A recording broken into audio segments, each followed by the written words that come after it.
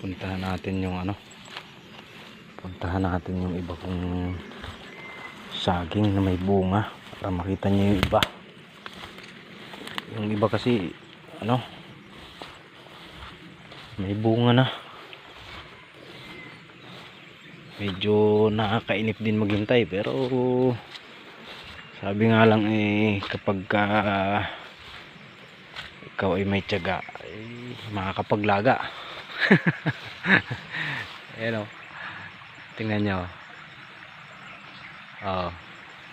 May bunga na yung iba, mga bagong tanim natin yan. Ayan o,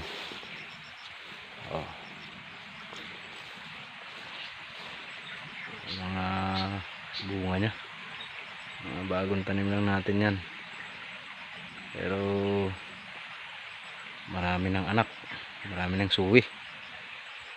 Ayan, yan pala yung ilog. Nakikita nyo ba yung ilog? Ayan, diyan ako minsan nangunguha ng hipon sa ilog na yan. Medyo mahaba-haba rin yan, kaya kahit maliit lang meron ding nakukuha. Minsan nakaka 5 kilo, 2 kilo. Pag may swerte, lusot na ang sabi lang abselto na ang pang-ulam sa 2 araw. Hindi na kailangang bumili.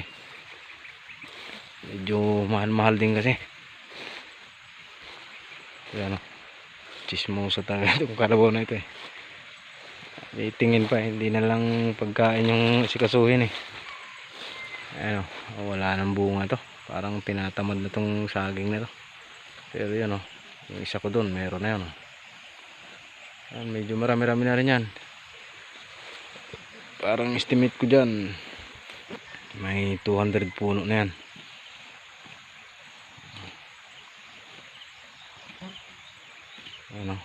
Ang ating karabaw.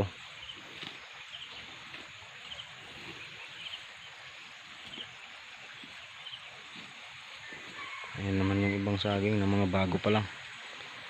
Yung mga bagong tanim ang marami-rami na ulit, at patuloy nating nadadagdagan sa paglipas ng panahon. Ayan